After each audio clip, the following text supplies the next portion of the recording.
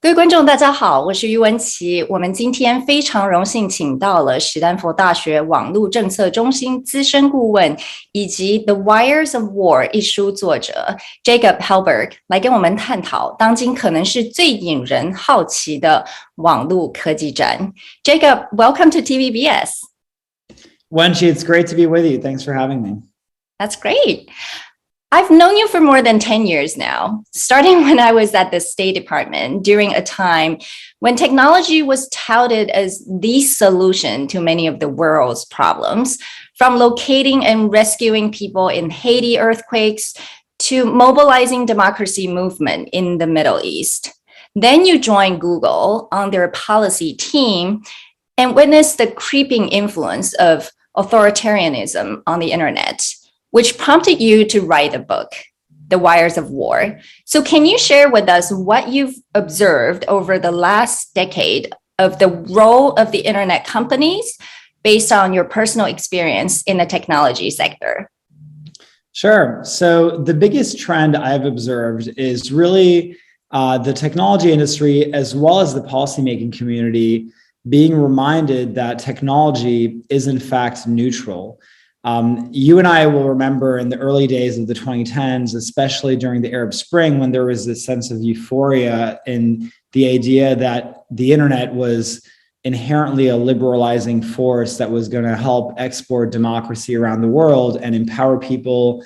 The school of thought that the internet was transferring power from institutions over to everyday people and empowering leaderless networks. And what we've seen is, in response to all those movements, autocracies started racing in order to figure out ways of actually using the internet to centralize political power and use it as a tool of political control and eventually oppression. And so fundamentally, just like every other technology, technology and the internet is neutral, and it can be used just like steel can be used to build a machine gun or a hospital. The internet can be used in order to empower people and free them, or to oppress people and control them. And obviously, when you and I first met, when you were working at the State Department, I vividly remember Secretary Clinton at the time saying just that, and observing how back in January of 2010, in her first internet freedom speech, she laid out this a vision for the right to connect. And ironically, 2 months later, the first seeds of this incredibly complicated dynamic unfolded when China shut down Google's operations in that country.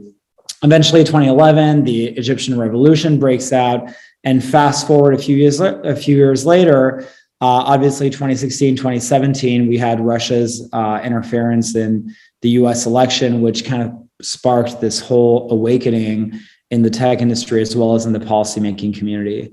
And so this coming to awareness on the part of a lot of technologists and policymakers, I think, is a very healthy thing. And I certainly hope that a lot of policy efforts flow out of it. And that was part of the impetus for writing this book. Yeah. And what about, it was fascinating to read your book in terms of your own findings and almost like awakening when you were at Google, right? Is there anything you can share with us? What shocked you the most, perhaps? I think what shocked me the most was actually the cultural difference between a lot of folks in the policymaking community versus folks in the technology industry.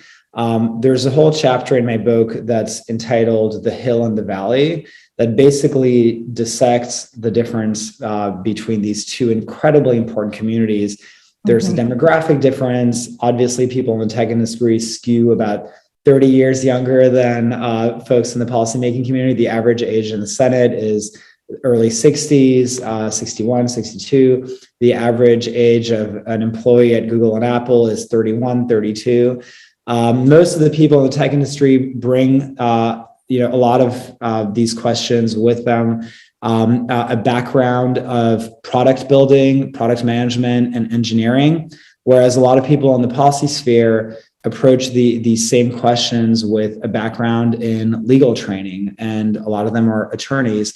So they think differently. They have very different life experiences, and they've come of age in drastically different eras. And so a lot of the times there's a very big disconnect. Folks in Washington take for granted the idea as being obvious, the ideas of, basic ideas of great power competition and geopolitics. But a lot of folks in the technology industry who have a lot of incredibly peerless insights in deeply technical questions are also sometimes a little bit less aware of geopolitical concepts and issues of great power competition, because it's not their day-to-day work. And so that disconnect really stood out to me as being a major problem, but also hopefully an opportunity, because it's a historically fraught relationship, but it's an important one nevertheless. And so there's a lot of work to be done, and I hope to play a small part in it to help bridge those two communities in the years ahead. Yeah, I still remember speaking to and working with some of the people in Silicon Valley, right? I think a lot of those technologists have this great ideas about changing the world. And that was kind of the narrative 10 years ago when we were working together. A lot of people truly believe that they can leverage the power of technology and internet to bring all the good things and values. And most of them are, truly Western values, let's put it that way. And so there's certain naivete there in terms of understanding the risk and how technologies can be, used or misused by authoritarian regimes and governments. So what I love your book is it paints a picture of the internet as sort of the geopolitical front of conflict and breaks down the physical country borders. So it helps our readers imagine national sovereignty, which is manifested not by traditional troops, by the ability of actually wielding technology, power, and dominance. And it is especially timely because you published the book in October, and you wrote a lot about Russia, Ukraine, China, and Taiwan.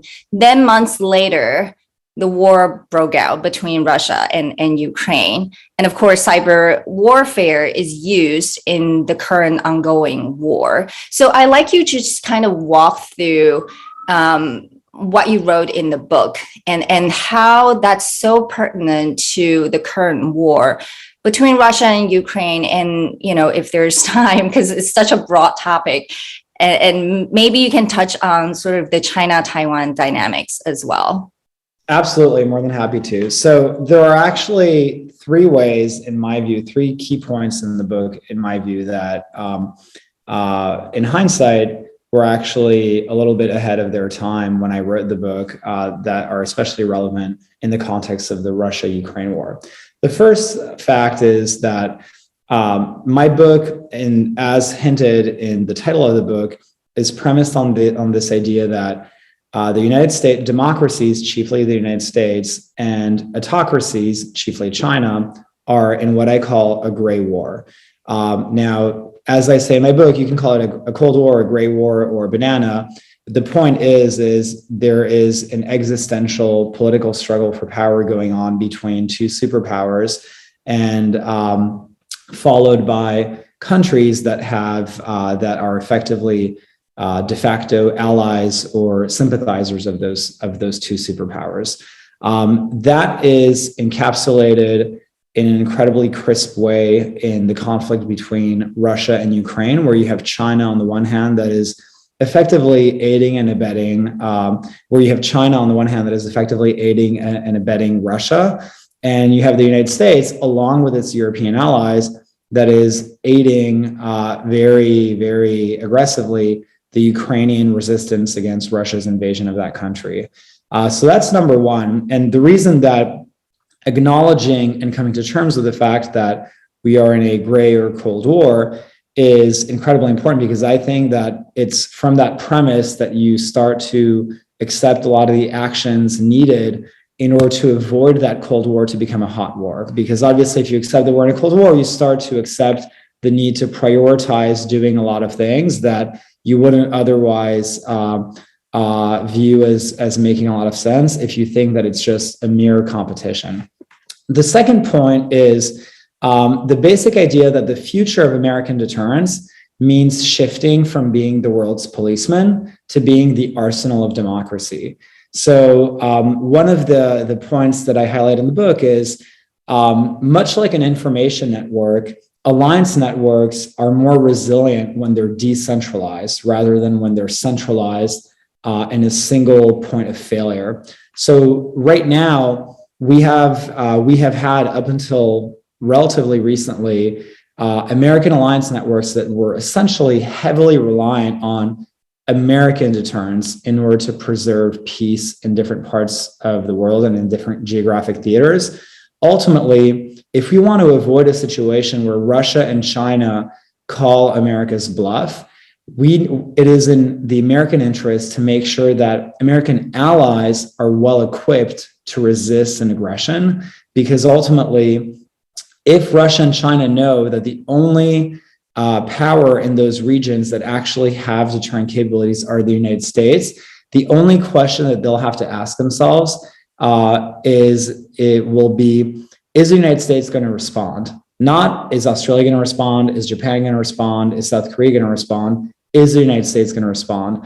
And we need to change that equation in order to ultimately change their thinking on costs versus benefits. So the war in Ukraine encapsulates this incredibly presently, because we actually see the United States, instead of responding directly, providing weapons to the Ukrainians to fight for themselves, which is effectively, before the US entered World War II, it's effectively what the US did with Britain to great effect. And famously, Winston Churchill referred to the US in those days as the arsenal of democracy, and that ended up proving to be an enormously successful strategy.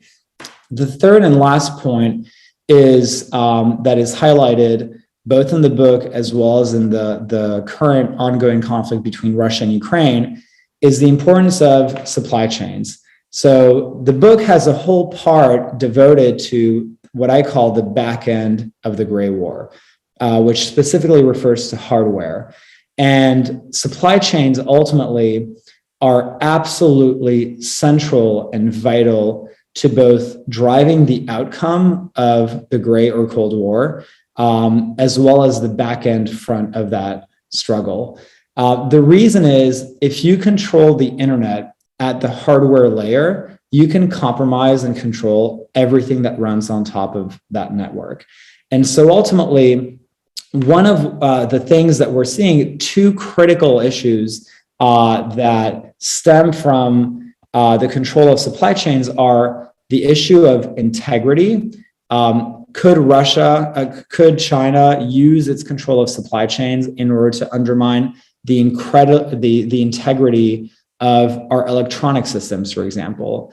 But then perhaps— And would that, sorry, just to be more specific so our audience understands, what do you mean, like semiconductor chips? What would be those hardware?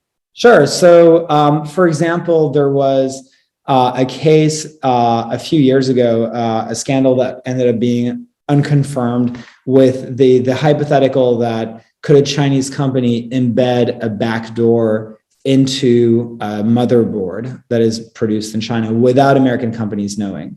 And realistically, American companies that buy electronic hardware from China don't have the bandwidth or resources to inspect every single motherboard that they import from China. So the issue of integrity is incredibly important, because you can have really great software, but if you have a bug at the hardware level, that software is not going to get you very far. So that's on the integrity side. Then there's the issue of access that is raised by supply chains. Can the United States rely on its ability to access those supply chains when it needs it the most in a reliable way? And we've seen so presciently in the current war in Ukraine how enormously independent Europe is on Russia's energy sector. Europe is struggling to wean itself off of Russia's energy because it is enormously reliant and dependent on the energy supply chain from Russia. For years, the United States has encouraged Europe to cut itself off from Russian energy. I think today it's time the US started drawing the lesson of Europe's experience and started taking its own advice in the context of China and weaned itself off of America's dependence on Chinese supply chains. The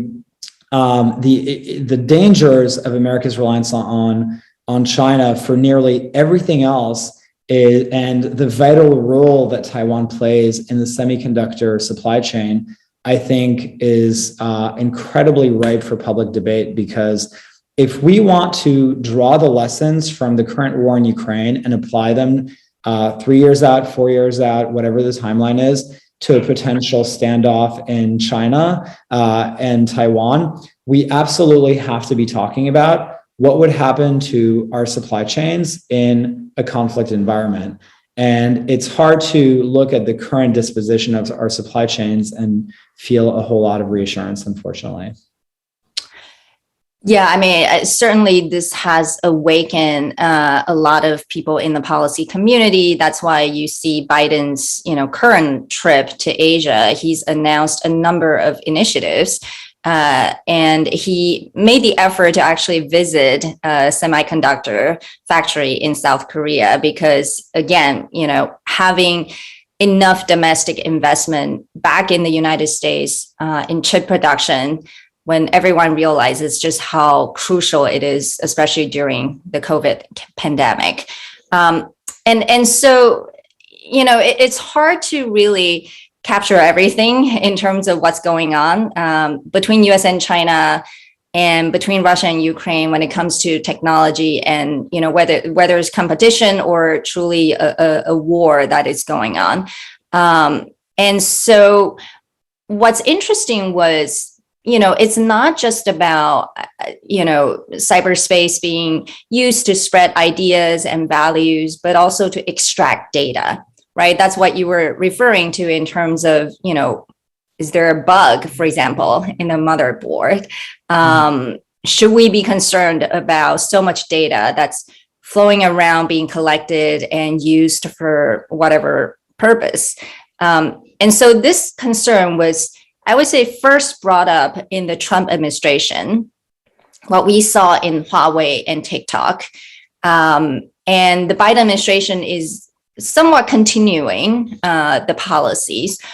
So how do you think about those policies, by which I mean like targeting specific companies because of, their ties to China, and which could be applied to almost every company now, I would say, because almost every tech company has some kind of operation or presence in China, and some even much more collaboration. So how do we think about those problems? Sure. So if I could just put that question in context and back up a little bit, the default values of the internet when the internet was first invented reflected America's principles of free speech, freedom of assembly, privacy, and so on. And as a result, the early days of the internet de facto exported America's democratic values around the world. What we're seeing today is that China is trying to use its internet companies to export its own autocratic values, erode democracy around the world, and envelop countries behind its great firewall. Having personally seen how difficult it is for companies to straddle both sides of the firewall, my view is that it's unsustainable for companies to comply with systems that are increasingly fundamentally at odds, and that ultimately companies have to pick a side. So to answer your question, I think it's perfectly appropriate for the US government to take actions against Chinese technology companies, and I personally favor suspending TikTok in the United States. That's a pretty drastic, I would say, move. Just given how everyone is using TikTok now. But we can talk about that later. When to really answer your question about TikTok specifically, because as you know, my intellectual school of thought tends to divide the world of technology between software and hardware. Mm-hmm. And TikTok is a software application. So I would treat that question a little bit differently than Huawei and ZTE. I think there is a world where TikTok could be allowed in the United States, but fundamentally, in order for for TikTok to exist in the United States in a safe way, you have to basically address two concerns. There is the China's jurisdictional control over that company, which really boils down to where's the company based. That could potentially be addressed by a divestment process, which was under debate during the Trump years. Mm-hmm. But where a lot of scholars that have written about this issue often fall short is that the divestment question and the jurisdictional control question doesn't also address the technical control at an engineering level of that company. So long as TikTok has engineering staff in China that actually has access to servers of TikTok, those engineers are all personally, legally required to comply with China's intelligence law, which effectively requires them to provide the Chinese government with information based upon China's intelligence requests.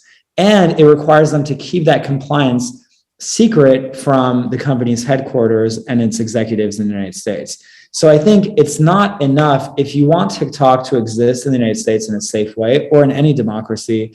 It's not enough to talk about freeing the company from the CCP's jurisdictional control over that company. You also have to talk about how do you free it from the engineering control at an engineering and technical level.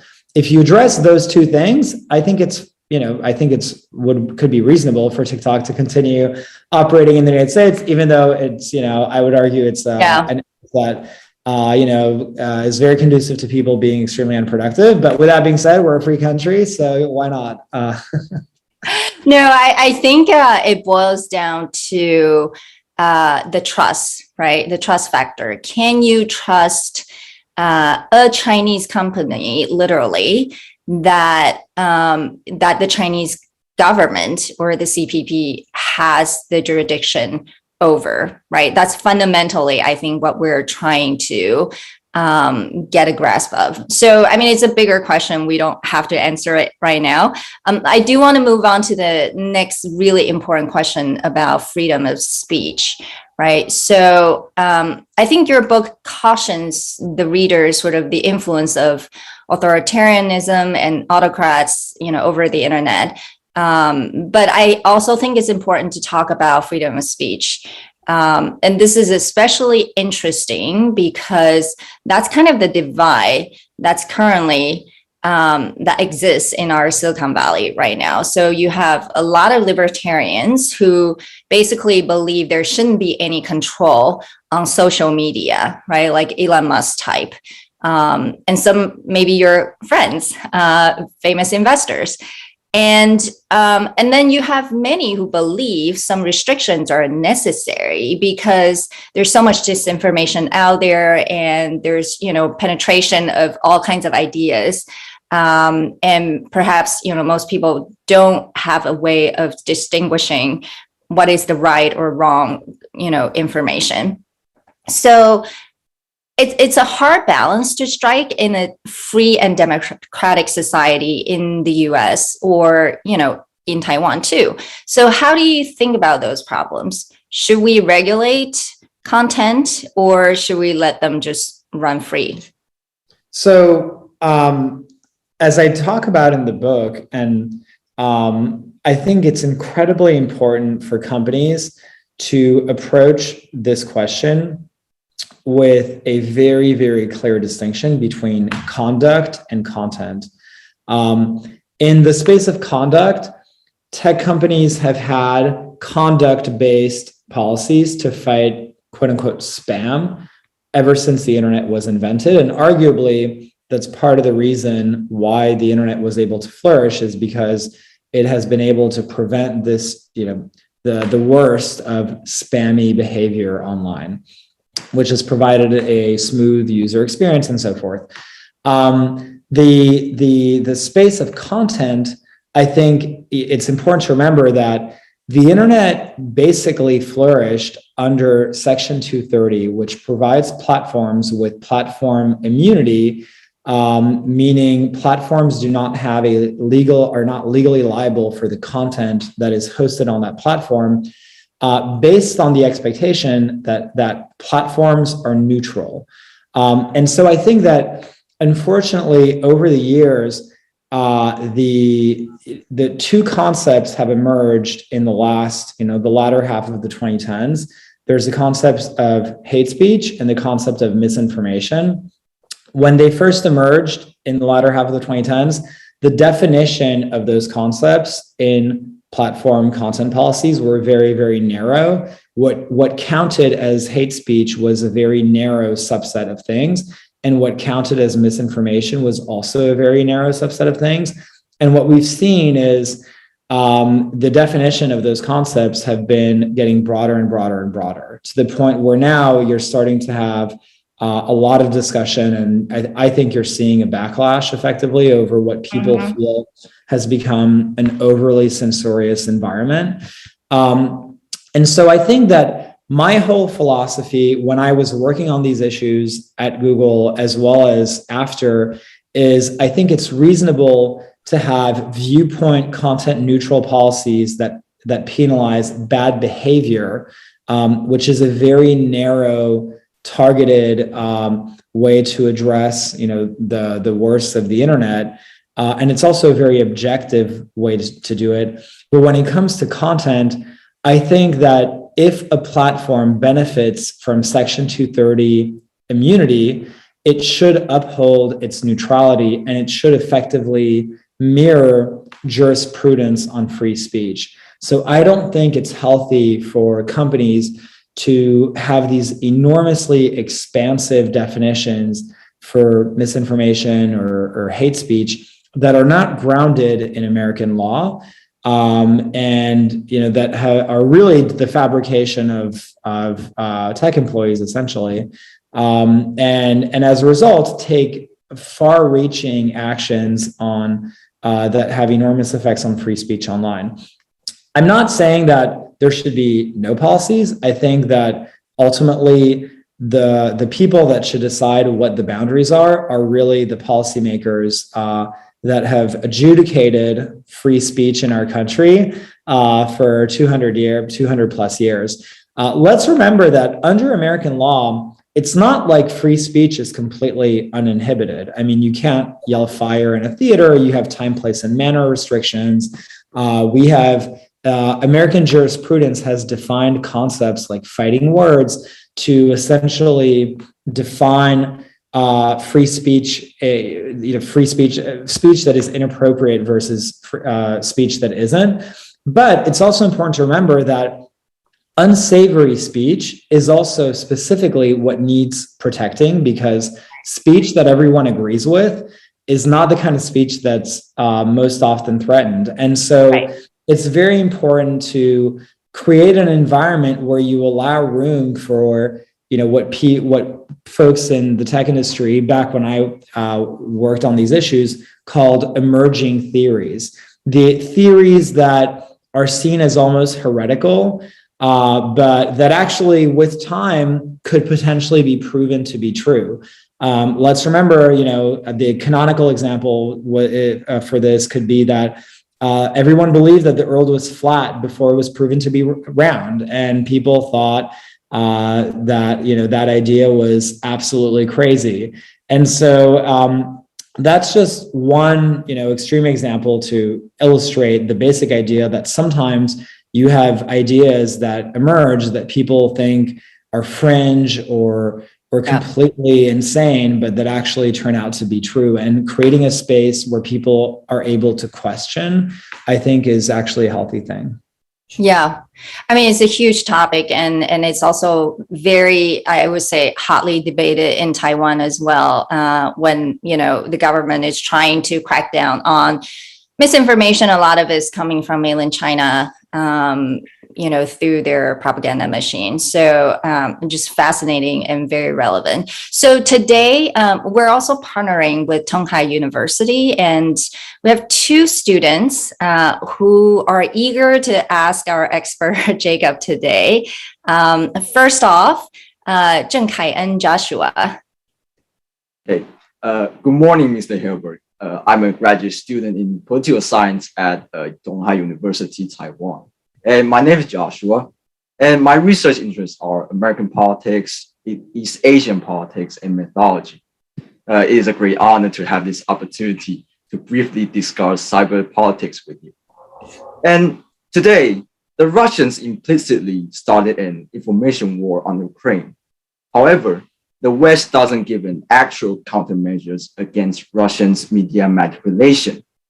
Therefore, Mr. Hilbert, are you aware of any signs of the West anti-disinformation measures against Russia?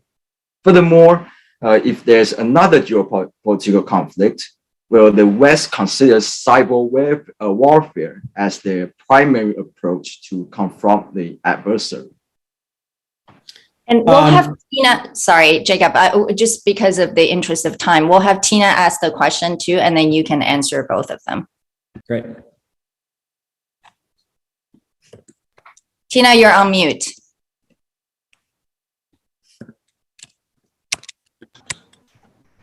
I'm sorry, excuse me. Morning, Mr. Halborg. My name is Tina, and I'm a master's degree student studying political science at Tonghai University. And based on today's topic, I've been very curious that in modern society, as the cyber plays such a big role in either modern society and modern combat, there's a widespread concern over the strategic competition in cyberspace, including cyber espionage and cyber attack. So how would President Biden's Indo-Pacific strategy gear up for cybersecurity challenges? Thank you.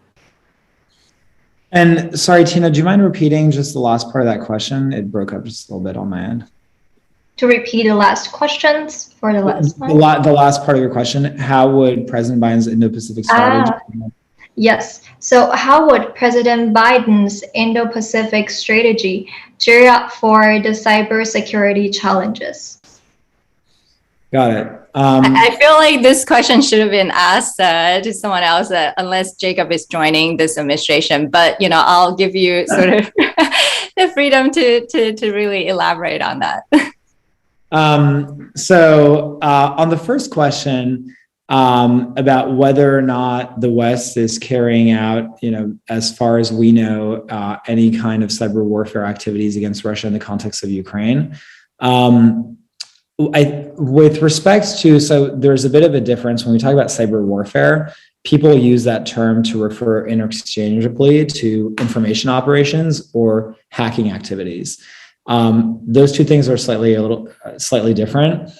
By virtue of the private nature of hacking activities, right now there's obviously a fog of war going on, and we don't actually know who's hacking who, what information is being obtained. What we do know is the US intelligence community has, as far as has been publicly reported, been providing some assistance to the Ukrainian military, which includes intelligence assistance that hypothetically has been obtained through various sources of the American intelligence community, which could potentially include hacking. With respect to information operations, we haven't seen any evidence of the US using info-ops, but it's important to remember that the American media does, Russian information operations often are designed to amplify narratives, a lot of the times that aren't true. So, they kind of have to create this very coordinated, elaborate network of online actors to amplify a given message that no other news agency is reporting, because the facts are often simply not true. I mean, if you remember during COVID, you had the Chinese, online ecosystem that was amplifying this idea that COVID came from a military base, and then it, pivoted to saying that it actually came from Italy. And likewise during 2016, the Russians were saying all kinds of crazy things about Secretary Clinton. Our media does a really great job at talking about a lot of things on a 24/7 basis. So including, live streaming Zelensky's speeches at the EU Parliament or his address to a joint session of Congress. So that doesn't count as an information operation, but it really does count as a lot of airtime that is being given to the Ukrainian side of this equation. So it's, it's not an info op, but it's what people in American politics would just call earned media, which has led a lot of observers to conclude that the Ukrainians are effectively winning the information war. The last piece that I would point out where I think the hacking and the info ops piece of these equations actually join each other is at the beginning of the war, a lot of military experts believed that Russia had such advanced cyber capabilities that it would be able to take down Russian, Ukrainian communication systems very quickly. And what we've seen is actually they have not been able to do that at all. Not only that, but Zelensky is beaming into capitals around the world to talk to foreign leaders. Now, part of that has been thanks to assistance that American companies like Starlink has provided. Nevertheless, the Ukrainians have proven incredibly adept at being resilient from an information standpoint. So that's to answer the first question. The second question, as Wenxi pointed out, I would probably defer my answer to an official of the Biden administration. With that being said, I think one of the themes that really stands out in this administration is the emphasis that this administration is placing on coordination with allies. I think that is very, very clear based on President Biden's interactions with leaders of Indo-Pac countries, as well as the Indo-Pac strategy that the administration has formed.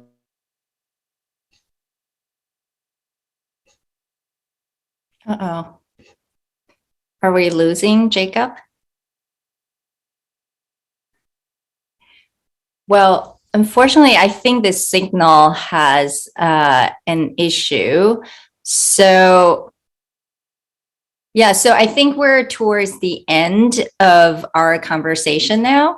But the last thing is, thank you, Jacob, for, it's such a fascinating discussion. This is a topic I would say is going to continue to dominate the whole conversation around geopolitics, the modern warfare. And this is Jacob's book, The Wires of War. It's not available in Taiwan now, but hopefully we'll be able to have the Chinese version. But today, thank you everyone for joining us. And we will continue those important conversations in the future. Thank you.